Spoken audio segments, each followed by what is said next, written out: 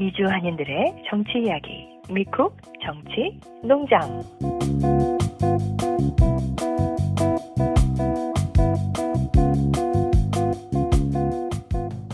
안녕하세요, 시청자 여러분. 미쿡 정치농장 너구리입니다. 오늘도 우리 염소 아저씨님, 양이님 함께 해주고 계십니다. 안녕하세요. 안녕하세요. 안녕하세요. 반갑습니다. 예, 지난주에는 굉장히 꽃샘추위가 와서 오돌오돌 떨었던 기억이 있는데 요즘은 이제 날씨가 좀 좋아진 것 같아요. 우리 양이님 계신 곳은 어때요? 여기도 며칠 전에는요, 학교 가는 아이들을 봤는데 반바지 입고 가더라고요. 그래서 와, 역시 봄이 오고 있구나. 그리고 저희 집 앞에 라일락 나무가 있는데요. 꽃봉오리가 다 폈어요. 그래서 추워지면 안 돼요. 걔네들 얼으면 안 될 것 같아요. 이건 뭐 좀 그랬으면 좋겠는데 이제 그 요즘에 그 기후 변화가 좀 심하다 보니까 좀 우려가 되는 부분도 있네요. 아무튼 나무가 컸으면 좋겠습니다. 지난주에도 굉장히 여러 가지 소식들이 있었습니다. 뭐 김재원인가요? 이 양반이 뭐 아틀란타 와가지고서 무슨 연설도 하고 그 외에도 여러 가지 일들이 있었는데 특히 눈에 띄는 게 그 전두환의 손자 전우원 씨 이야기가 눈에 좀 들어왔습니다. 저희가 사실은 이 이야기를 다뤘어야 되는데 좀 늦은 감이 있지만 그래도 꼭 다뤄야 할 내용이라 들고 나왔는데요. 전우환 씨가 그 인터넷으로 소셜 네트워크로 마약을 먹고 이런 생중계를 하면서 우리 대한민국으로 이제 압송인가요? 아무튼 너무 오게 되었는데 전우환 씨 어떻게 보세요? 우리 양이님. 아직까지 완전히 정말 그 진실이 뭔지는 좀 더 시간을 두고 봐야 알 수 있을 거는 같은데요.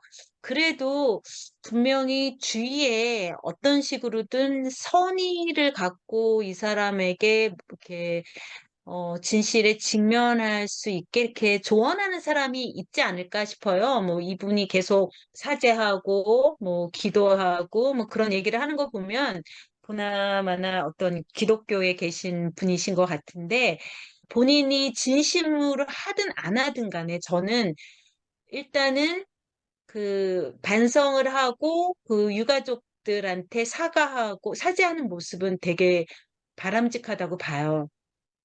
그 음, 전에 그 노태운 대통령이 돌아가실 때까지 사과의 말을 하지는 않았는데 돌아가시고 나서 그 아들이 몇 번이나 나와서 사죄의 말을 하고 그다음에 5.18 음, 기념식 할 때마다 강주에 찾아가고 그런 걸 보면서 뭐 이 사람도 그 어느 정도까지 그게 진실인지 그건 솔직히 저는 100% 모르겠어요. 그리고 믿고 싶지만 뭐 어떻게 우리가 나중에 그 속아가지고 아이 뒤통수를 맞거나 그럴 수도 있기 때문에 그 자체로 그 진실성에 대해서 알 수 없기 때문에 상관없이 분명히 희생자와 그 가족들한테는 위로가 될 거라는 거는 저는 그거는 믿어요.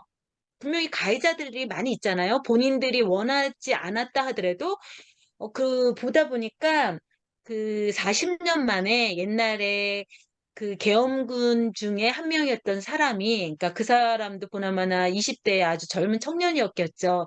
그랬는데 자신이 총에 희생자가 발생했고, 그래서 그것 때문에 평생 가슴에 아픈 죄의식을 갖고 살다가 그 유가족 만나서 사과하고 그런 모습 보면서 젊은 그 20대에 너무나 많은 그 한국의 젊은이들이 가해자 편에서 그 평생 얼마나 많이 그 고통을 갖고 살았을까. 이게 진짜 너무 음, 이 나쁜, 그러니까 너무 슬픈 일인데, 그래서 저는 지금이라도 이런 메시지가 나가고 이런 행동을 하는 게 더 많은 사람들이 앞으로 목소리를 높여서 뭐 어떤 사람들은 자기 정치적인 그런 도움을 받으려고 가짜로 그럴 수도 있겠지만 그렇다 하더라도 그런 행동들이 나오는 건 저는 되게 바람직하게 생각돼요. 음, 이 전우원이라는 사람이 이 뉴욕에 있었었는데, 우리 발넓은 염사저씨님 혹시 그 전우원을 알고 있는 분이나 뭐 전우원을 봤다는 분이나 이런 분 혹시 모르세요? 예, 염소가 원래 뭐 발이 그렇게 넓은 건 아닌데 좁은 발인데도 불구하고 높은 곳을 엄청나게 잘 올라가요. 아주 좁은 그렇죠. 공간만 있어도 거기에 발을 딛고 뭐 산 꼭대기까지 올라가는 게 염소입니다. 자, 그런 염소의 정신을 바탕으로 제가 찾아봤어요. 제 페이스북에 오랫동안의 친구분이에요. 그렇게 많은 대화를 나눈 건 아니지만 그래도 그 메신저를 통해서 이런저런 사정 얘기도 그분도 보내주시고 뭐 하던 분인데 어느 날 갑자기 보니까 이런 포스팅이 딱 떴어요. 그분의. 보이십니까? 네. 예, 이 전우원 군입니다. 바로 며칠 전이에요. 며칠 전. 예. 이 패친 분은 어떤 정치적인 내용을 올리거나 뭐 이런 거하고 전혀 상관없어요. 뉴욕에 오신 지 오래되셨는데 많이 편찮으시고 뭐 그런 것들만 많이 올렸어요. 힘들어하는 거 이런 것들. 그런데 이 전우원 군 사진을 이렇게 올린 걸 보고 제가 깜짝 놀랐죠. 전화를 또 주셨어요. 이분이 전우원 군을 옛날부터 아는 건 아니래요. 아니고 절을 가끔 가시는데 절 가기 전에 몸이 안 좋아서 병원에 갔는데 또 굉장히 한 젊은이가 그 병원 내에서 막 굉장히 힘들게 거의 죽어가는 상태 비슷하게 있더라 이거예요. 그래서 누군지도 모르고 이분이 이 젊은이가 너무 불쌍해가지고 그 전에 물리치료를 좀 하셨답니다. 옛날에 젊으셨을 때. 그래서 뭐 조금 도와주신 거예요. 파스도 붙여주시고 조금 마사지도 좀 해주시고 젊은이가 너무 안 됐다 이거예요. 그리고 뭐 얘기를 들으니 뭐 극단적 선택도 하고 뭐 마약 그런 문제도 있고 해서 병원에 그렇게 있으니까 너무 안쓰러우니까. 근데 이 분도 굉장히 몸이 안 좋으시거든요. 교통사고 몇 번 당하고 뭐 몸이 안 좋아서 수술을 20몇 번 하시고 이런 분인데 그러니까 병원에 있었던 거죠. 그래서 잘 고쳐주고 이렇게 치료를 지극정성으로 해주고 나면서 이제 이 젊은이가 너무나 순수하더라 이거예요. 그런데 얘기를 들어보니까 바로 TV에서 나온 그 친구인 거예요. 그러면서 이제 전우원 군과 이제 많은 얘기를 나누게 되고 또 전우원 군도 이분을 아주머니 하면서 정말 너무 고마우니까 이 터놓고 얘기를 하고 이랬답니다. 그래서 제 패친 이분은 사실 너무나 모든 것이 안 좋기 때문에 경제적인 사정, 뭐 몸 건강 상태, 뭐 모든 게 안 좋은 상태인데 이 전우원군을 이렇게 치유해주고 도와주고 또 이 핍박받고 막 세간에 오르고 막 욕을 먹기도 하고 하는 이 과정을 보면서 아유 굉장히 애틋한 마음이 생겼나 봐요. 그 전우원군한테. 그래서 이 전우원군을 도와주고 하면서 오히려 이분은 삶에 희망이 생긴 거예요. 아, 누군가를 내가 도와줄 수 있구나. 그런데 이 사람은 굉장히 또 그 5.18이라든가 이런 거에 대해서 이 제 팬친분은 아는 분이 아닌데 이걸 통해서 아, 그런 살인 사건이 있었구나. 엄청난 살인이 있었고 그 손자가 죄책감에 이렇게 괴로워하고 있구나. 이런 모든 사정을 알게 되면서 이제 갑자기 이 세상 일에 이렇게 연관이 돼버린 거죠, 이분이. 그런데 이분의 하시는 말씀은 뭐 누구도 뭐 누구를 뭘 믿을 수는 없지만 저는 통화를 직접 했습니다. 오늘 했는데 그냥 이 젊은이가 마약도 하고 여러 가지 문제 있지만 정말로 순수하더라 이거예요. 이렇게 순수한 사람을 처음 봤대요, 자기는. 그리고 너무나 안타깝대요. 그 죄책감과 뭐 조상에 대한 문제들과 광주에서 피해를 받으신 분에 대한 죄책감 막 이런 것이 너무나 강하고 이걸로 평생 동안 그 힘들게 살아왔기 때문에 이렇게 여린 청년이 있나 싶어서 이 제 패친 분은 아주 이 전우원 군이 한국에 뭐 잡혀가는 거 이런 모든 과정을 안타까움에 막 마음 동동 구르면서 보고 이거를 페이스북에 계속 올리시는 거예요. 그래서 오늘 이분과 통화를 했습니다. 그래서 여하튼 이런 얘기를 나눴다는 거 뭐 그것만 말씀드릴 수가 있겠습니다. 저는. 네. 근데 그런 말씀 들으니까 저는 너무 기분이 좋네요. 왜냐면 저는 이 전원이라는 사람이 그 작정을 하고 유튜브 방송을 하고 뭐 더 탐사라든가 뭐 또 SBS 뭐 여러 방송국하고도 그 인터뷰하는 거를 거의 안 빼놓고 다 봤어요.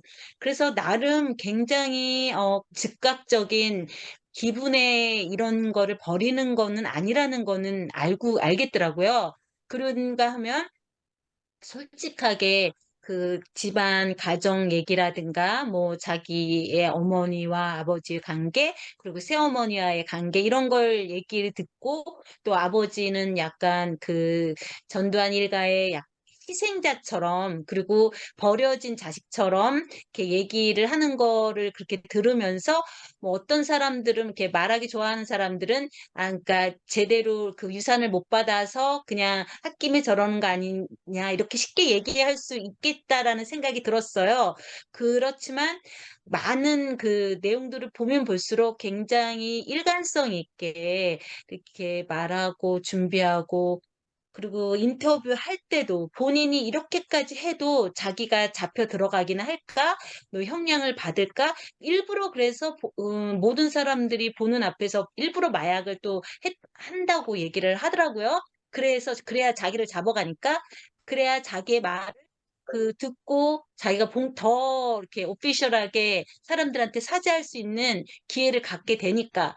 그치만 그 이상의 비자금에 대해서 그런 비리를 더 캐내려면 가족들이 다 협조를 해야 되는데 아마 자기 가족 그 누구도 그걸 안 할 거라고 이게 어디까지 밝혀질지는 자기도 잘 모른다고 그렇게 얘기하는 걸 보고 그냥 진짜 어떻게 될지 좀 궁금했는데 이렇게 염소 아저씨 얘기를 들으니까 이 사람의 그 진심이 더 느껴져서 저는 기분이 되게 좋네요. 그래서 정말 어떤 식으로든 이게 물꼬가 터져서 더 많은 진실이 좀 나오고 더 많은 사람들이 사죄하고 사과하고 더 많은 희생자와 그 가족들이 그 치유받는 그런 시간을 좀 가졌으면 좋겠어요. 네, 전우원 군이 뭐 지금 각종 매체에 나와서 하는 말이라든가 보여준 행동도 있겠지만 또 저는 그런 거 많이 보진 못했어요. 근데 더 믿을 수 있는 거는 이 패친 분이 보니까 뭐 병원 내에서도 그렇게 어렵게 있다가 가방까지 다 깨끗이 다 챙겨가지고 말끔하게 정리하고 아주 그래서 이 제 패친구는 이 전우원 군한테 무슨 다른 뜻이 아니라 정말 순수하고 싹싹하고 정말 괜찮은 청년이다라고 지금 너무 좋아하시는 거예요. 그리고 오히려 자기 삶에 희망까지 생겼다고 그럴 정도고. 그런데 안타까운 것은 이 패친분이 그 뉴욕 지역에 여러분들이랑 단톡방을 한대요. 그래가지고 이런 내용을 올렸더니 그렇게 무슨 뭐 이상한 성적인 것까지 관련해 가지고 이렇게 욕을 해대고 그런다고 하면서 거기서 또 마음의 상처를 너무 받아서 제발 그런 식으로 좀 보지 말아 달라고 이렇게 부탁을 또 하시네요. 예. 지금 이 네, 전우원 맞습니다. 군이 했던 얘기 중에 하나가 그 자기의 그 삼촌? 그 박상아의 오빠든가요? 삼촌이라는 사람이 자기 어렸을 때부터 그런 이렇게 돈 주고 여자들을 살 수 있는 그런 데 데려가서 그런 나쁜 짓을 자기를 하게끔 시키고 자기랑 자기 형한테 그래서 자기는 죄인이라고 정말 나쁜 마약이란 모든 마약도 다 하고 막 이렇게 했다고 솔직하게 얘기를 하니까 그냥 한동안 그 미시 USA에 전우원 마약. 그래서 온통 그 모든 포커스가 마약에 가 있는 거예요. 그래서 내가 너무 답답했어요. 그러니까 이 사람이 진실이라고 이렇게 털어놓는 그런 것 중에서 그러니까 사람들의 그 말초신경 자극하는 그 내용들만 이렇게 부각되고 아무래도 한국에 있는 얼마나 많은 그 조중동며 그런 쪽 사람들이 아뜨거 했겠어요. 뭐 윤석열 대통령에 대해서 그 집 식구들이 다 너무 좋아했대잖아요. 이제 더 이상 조사 안 할 거라고. 그런 것처럼 음, 이 축소하고 막 그랬고 또 그 비자금에 연루된 너무나 많은 사람들이 그냥 이렇게 조용히 다 덮이기를 바랐는데 이렇게 터트리니까 어떻게 해서든지 이 사람을 그러니까 정신병자 그냥 마약 사범 그런 쪽으로 몰고 가고 싶어 할 텐데, 그래서 좀 걱정도 돼요. 어느 한순간 갑자기 이 사람이 우리 모든 사람한테 잊혀지고 어디 이상한 정신병원에 처박혀서 이렇게 살아가야 되는 건 아닐까. 그래서 우리가 관심을 많이 이렇게 쏟아야 될 것 같아요. 네, 맞습니다. 예전에는 그랬잖아요. 대마 사범, 뭐 대마초 피워도 마약쟁이로 이렇게 인식해서 감옥에 가고 했는데 지금 대마 합법이잖아요. 그러니까 예전에는 그게 틀렸는데 지금은 그게 맞습니다. 그 정의라는 것도 그 시대마다 다르기 때문에 뭐 지금은 뭐 언론에서 마약 사범이다 이렇게 귀만 어지럽히는 그런 언론들을 많이 내보내지만 뭐 아무튼 좀 진실에 가까운 그런 좀 이야기가 나왔으면 좋겠고 무라카미 하루키는 이런 얘기를 했습니다. 사과는 상대방이 됐다고 할 때까지 사과하는 것이다.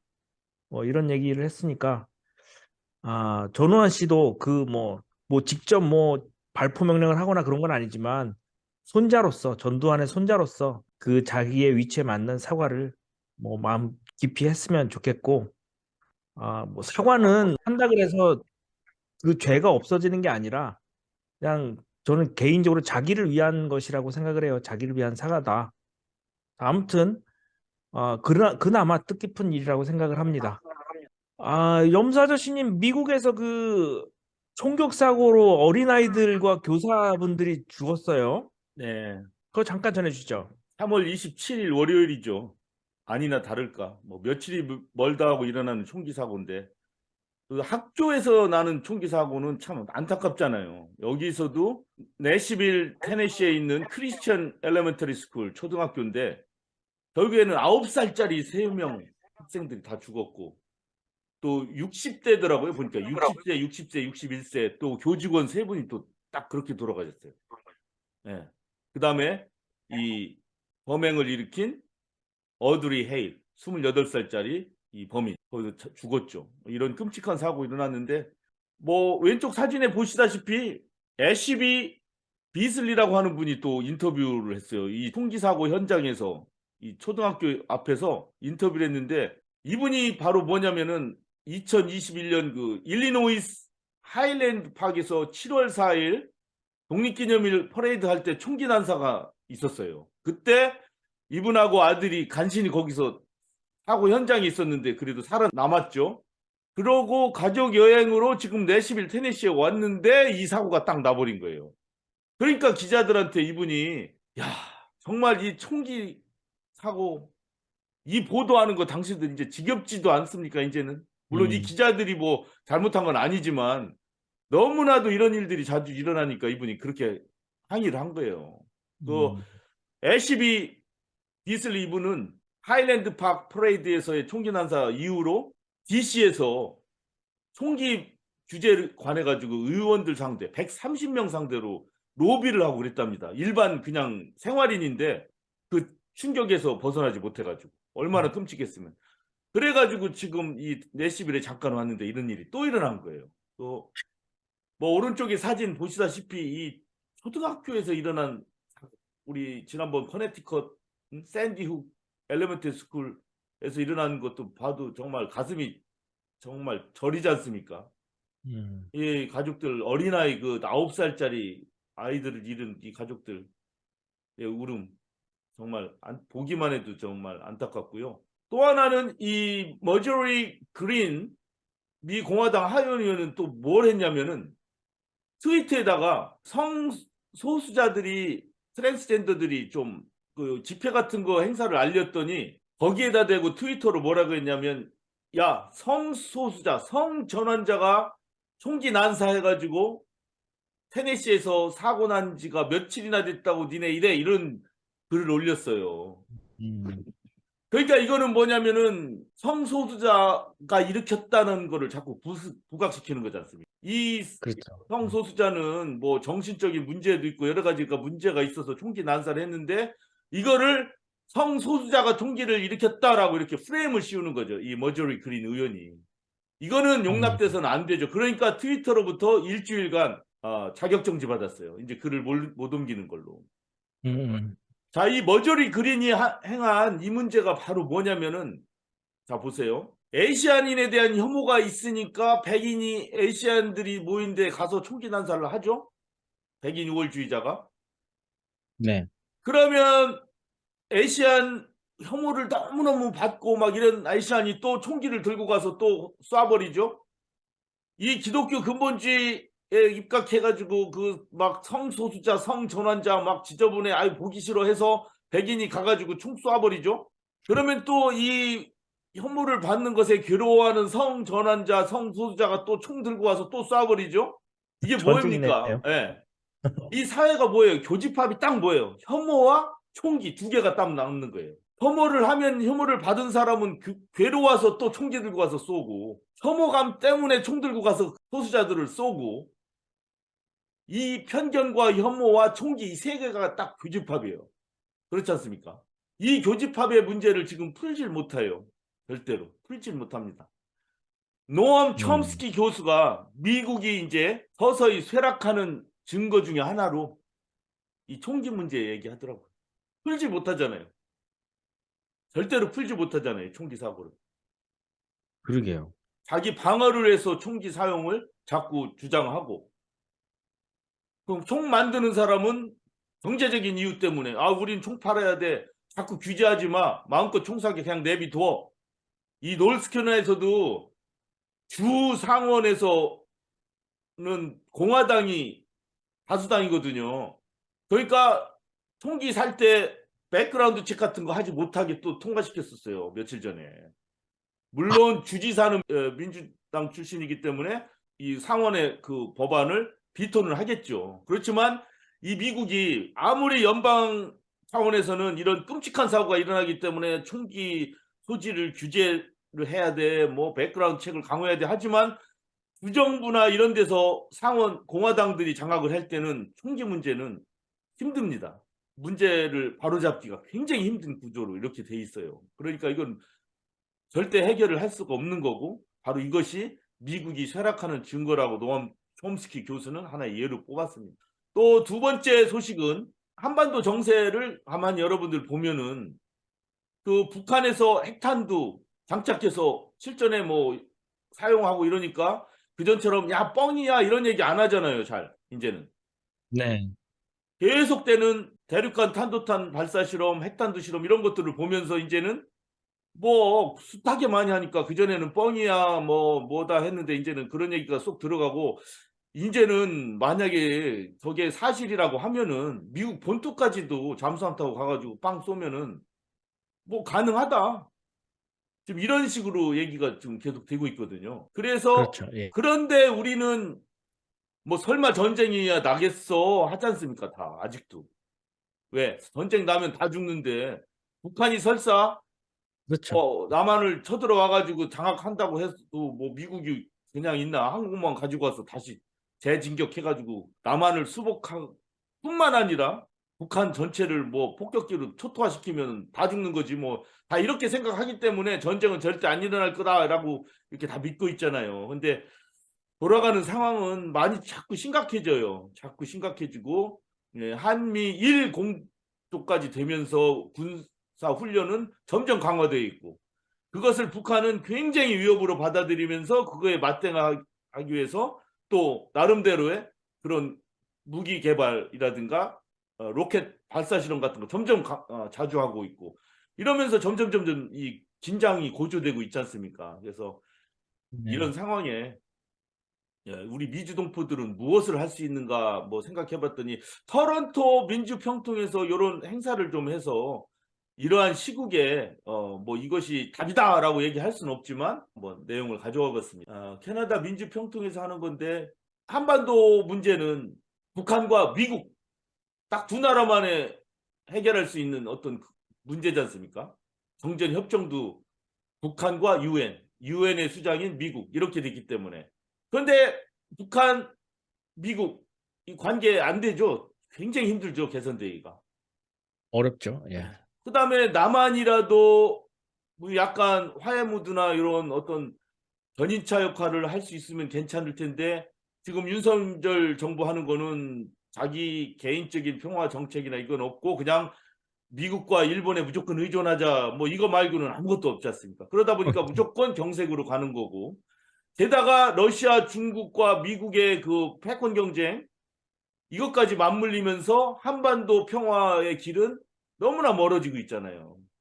네. 그런 상황에서 이 캐나다 민주평통, 뭐 우리가 언뜻 생각하기에는 북한과 미국, 뭐 북미 일, 북 러시아 중국 한국, 미국, 일본 뭐 당사자들도 해결을 못하는 거를 뭐 캐나다가 뭐 어떻게 뭐 이렇게 얘기할 수도 있겠지만 나름대로 지난 10월에 이 인도 태평양 지역의 외교관들과 뭐 캐나다 정부 관계자 이런 사람들을 불러가지고 한반도의 평화를 위해서 인도 태평양의 국가들과 어떤 활동가들은 무엇을 할 수 있겠나 이런 것들 토의했더라고요. 그래서 그 10월 달에 했던 내용을 한번 대충 살펴보니까 이렇게 당사자들이 자꾸 긴장으로 도저히 돌파구를 찾지 못할 때는 그 주변국들이 좀 돌파구를 마련해 줄 수 있지 않느냐 이런 내용이 좀 들어있어요. 그리고 캐나다 같은 경우, 인도 같은 경우 북한과 미국과 그리고 대등한 관계를 유지하면서 좀 수출입 같은 것도 하면서 좀 분위기를 부드럽게 하면은 가능성이 있다. 뭐 우리가 언뜻 생각할 때는 도저히 뭐 어떻게 되겠어 하지만 그래도 그런 거를 모색하는 그 자세가 조금 아주 인상 깊었어요. 안 그렇습니까? 저는 왜 남한이 북한하고 어떻게 해서든지 좀 잘 지내고 전쟁을 안 하게끔 화해하는 방향으로 가는 그 쉬운 길을 놔두고 이렇게 자꾸 문제를 일으키고 북한을 왕따시킬 궁리만 하는지 저는 조금 찬성이 안 되네요. 예. 공감이 안 돼요. 여하튼 이 남한, 북한, 미일 여러 가지 복잡한 문제들 그런데 계속 경색되는 국면에 이 다른 국가들 또 미주의 캐나다라든가 멕시코라든가 이런 우리 한국계 캐나다인들, 한국계 미국인들, 한국계 멕시코인들 이런 분들이 이 정부들 또는 정치가들을 잘 추동을 해서 한반도 평화가 정착될 수 있도록 좀 이러한 정도의 노력이라도 해나가는 것은 상당히 고무적인 일이다. 이런 소식을 전하면서 미주 정치 소식 마무리할까 합니다. 지금 우리가 걱정했던 대로 윤석열 대통령이 한국의 독도를 지금 일본에 거의 넘기고 있는 그런 이상한 짓을 하고 있는 거 아시죠? 예, 본인은 한국에서 뭐 그런 많이 일을 하지 않았다 치지만 우리가 우려했던 대로 외교라는 것은 굉장히 많은 보관과 먼 장래 계획이 있어야 되는데 양희님이 지적을 해줬다시피 이미 외교에서 지고 들어가니까 일본에서는 이게 기회다 싶어가지고 교과서에 일본 교과서에 독도는 그러니까요. 일단 같은 걸 딱 일본의 아이들 퍼뜨리니까 보는 교과서에 그러니 그거를 다 그러니까 윤석열 외교가 잘못됐다는 거는 아주 처음에 들어갈 때부터 지적을 했는데 바로 현실이 됐지 않습니까? 그렇게 하는 게 외교가 아니다라고 했는데 일을 저질러 버렸고 일본은 당연히 자기 유리한 수순을 밟는 거죠. 이렇게. 이 윤석열 정부가 이거를 인정하는지 안 하는지는 모르겠네요. 안 하겠죠, 절대로. 만약에 인정을 안 하면 지금이라도 항의를 정식으로 대한민국 대통령실 정부의 이름으로 독도를 일본 땅이라고 교과서에 올린 지도를 봤는데 너무 기가 막히더라고요. 그것에 대해서 항의를 해야 되는데 침묵하고 있잖아요. 우리가 그동안 일본이 교과서 왜곡을 하는 것 때문에 엄청나게 싸워왔잖아요. 많은 사람들이. 그런데 윤석열 그러니까요. 정부가 하루아침에 그거를 다 무력화시키고 더 나쁘게 만드는 거예요. 오늘은 여기까지 이야기 듣겠습니다. 시간이 좀 많이 흘렀는데요. 뭐 앞서서 염사저 시인님께서 말씀해 주셨지만 뭐 일본 초등학교 교과서에 독도는 일본 고유 영토이고 일제 강점기 시절 때 한국인 조선인 노동자들이 강제징용 당한 게 아니라 그 사람들이 왔다 자발적으로 뭐 이렇게 교과서에 실렸다고 하네요. 같이 들으시는 동포분들이나 우리 고국에 계신 분들은 어떤 느낌이실지 뭐 말씀 안 하셔도 뭐 다 10분 공감이 됩니다. 저는 대한민국 사람이기 때문에 그리고 더구나 친일파도 아니기 때문에 그와 더불어서 윤석열 정부 들어서 한미일 공조하에 북한을 견제한다는 이유로 독도 상공에서 일본의 의도대로 군사훈련을 한다고 합니다. 애청자 여러분, 한 주간도 건강하게 잘 지내시고요. 다음 주에 또 재미난 이야기 또 들고 여러분들 찾아뵙겠습니다.